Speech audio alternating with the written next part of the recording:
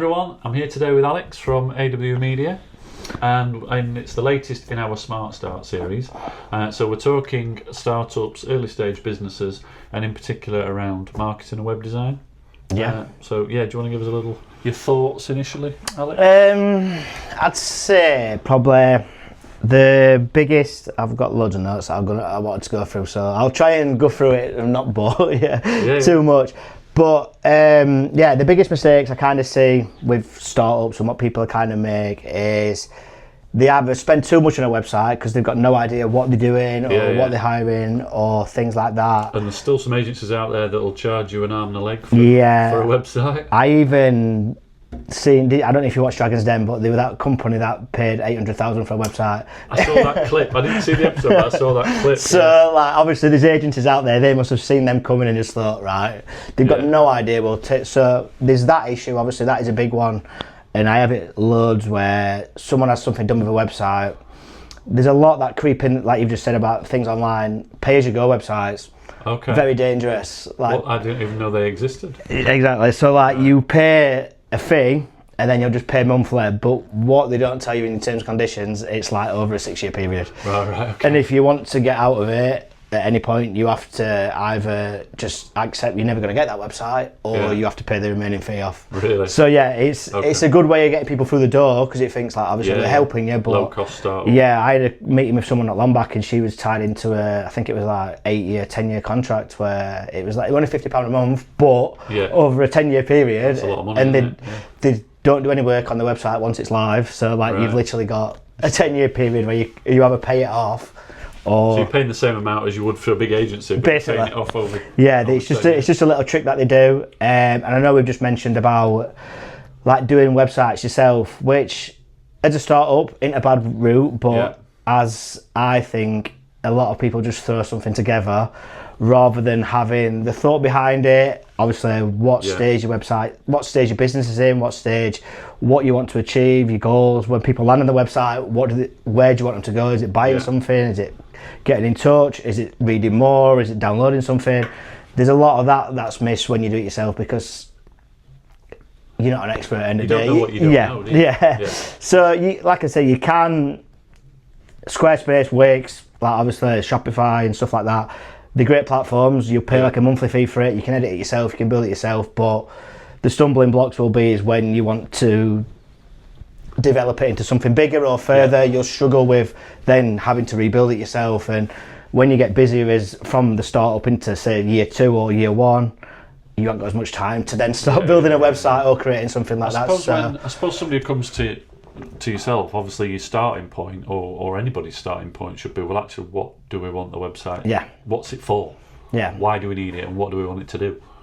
Well, it's a sales tool at the end of the day, isn't it? Yeah. No matter what website you go on or whatever website it is, it sells for you 24/7. So for me, every page needs a purpose. So whether they land on the About Us, the Home, the Services level, or whichever, they all need a purpose of moving A to be and getting someone closer to making that action. So if there's no clear kind of answer when you land on a page of what you do, what you're selling, what you're offering, you there's no point having a website at the end of the day. So unfortunately it won't do its job. But it's just getting things in the right place. So whether you're doing it yourself or you've got an agency, it's a difficult one. But then there's a route of hiring the right professional as well.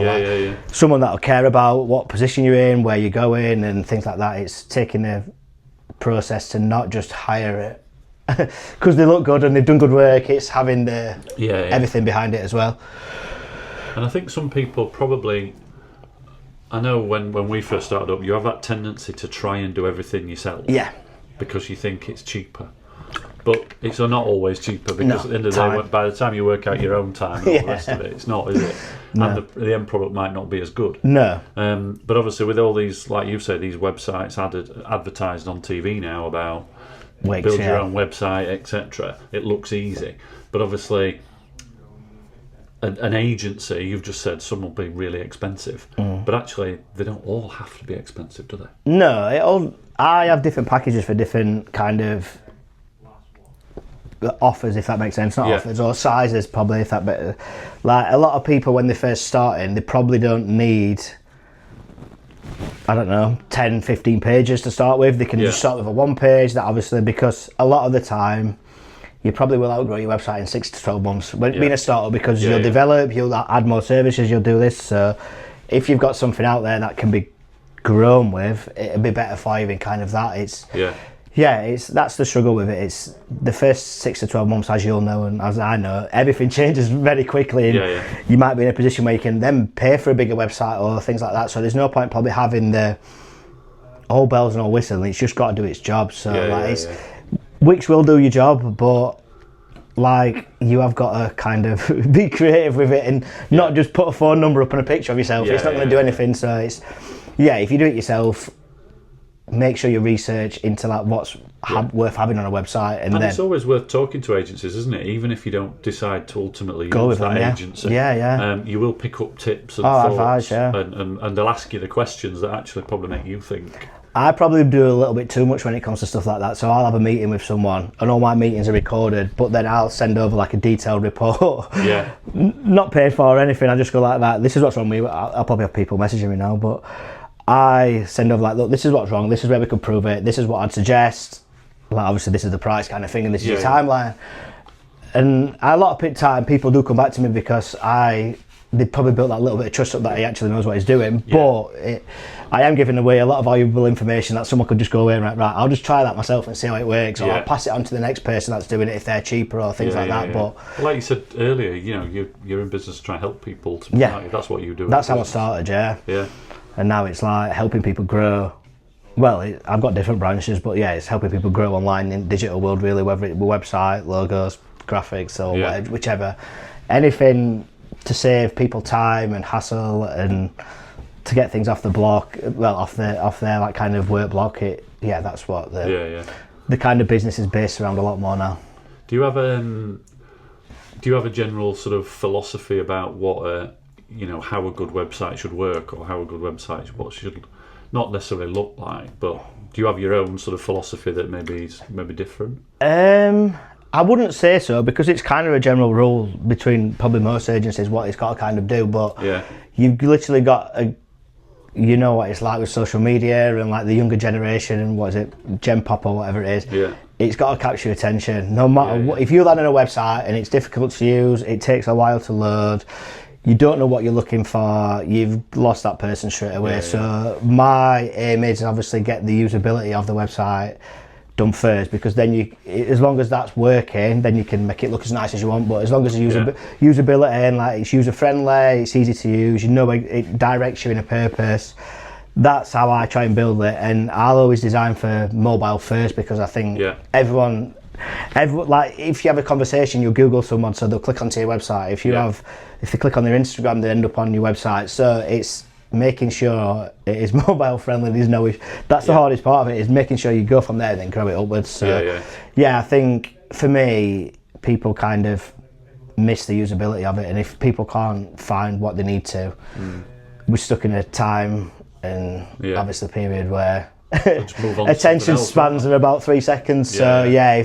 If you capture someone's attention in the first 3 seconds, it's done its job, and then they'll stay on your website. But the stats from probably 10 years ago to when I first started to what they are now, of people staying on websites and going through, and I think my website is about 89% mobile compared to probably what it used to be. It's literally it's very rare that people come through desktop onto my website. And but there's loads of things you can put onto it to track things, so it's just making sure the right things are in place. But fast loading, mobile responsiveness, usability, they're the main top 3 things I'd probably say. Right. Any other things that you were thinking about on there?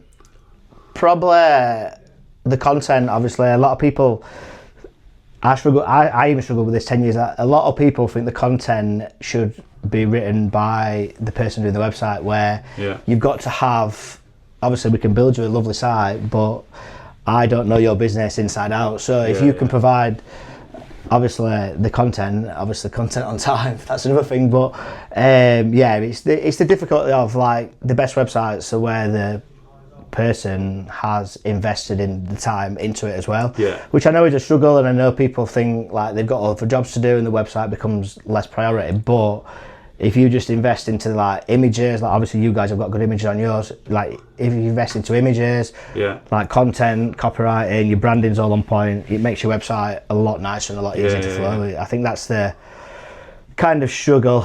I think getting something that I struggle with actually is like tone of voice. Yeah. Because I write like an insurance person. Yeah. So my writing's always like writing like I'm writing a report to a client. No. You know. So trying to get the right tone of voice, and thankfully Karen does our social media, not me. So you know, the tone of voice on there is a lot more friendly, which is ultimately what we're trying to achieve. But Beth always laughs at me when I do my content. She always says, "You've always got a content voice." I'm like, I don't really think I have, but it must be because I know I've got a pretty Yorkshire twang. So like when I try and do my videos, because I'm appealing to people. Like obviously I've got clients in America and worldwide. It's kind of like what? So I think it is the tone of voice which matters, but it makes you more personal. It's got to be genuine to you as a business, though, hasn't it? The tone of voice. There's no point having a big corporate website if ultimately your aim is to be. It's like stock imagery as well. Don't fill it full of stock imagery. Absolutely. Make sure it's got. You can use stock imagery, granted, but like obviously just for certain things. But you definitely need that some sort of real life to it, because I think people trust. That's the way people trust people. If you don't have that element of, it's got to be genuine, isn't it? Yeah. And if people just see random people just sat in offices, which obviously it looks like AI or it looks like just a stock image, there's no kind of trust building. It can put people off. Yeah, absolutely. So thanks for that. No really worries. Useful. Hopefully you've mentioned everything you want to say there. Yeah, cool. I think so. I think it's a bit of a minefield. I think at the moment, isn't it? Everything's evolving so quickly. That this will probably be out of date by the time we put it out. But probably, I think it is. The struggle is with AI advancing so fast. People show it on Instagram and TikTok and all your social media platforms. Like you can click a button and it'll build your website, but it's not as simple as just doing that. So if there's any advice, it's talk to somebody, get a bit of help. Yeah, talk to someone, get some advice. Whether you want to do it yourself, just run it by someone, or if you know a friend that's in that industry, if you've got like the ability, or like of a friend that can just speak to you about it. But getting advice if you're doing it yourself. If you're not, finding the right person that suits you. Who obviously fits your business really. That's probably the best thing. Yeah. Great. Cool. Yeah, really useful. Thank you. No problem. Hope you've all found that really interesting as well. And we'll catch you on the next one. Bye bye. Bye bye.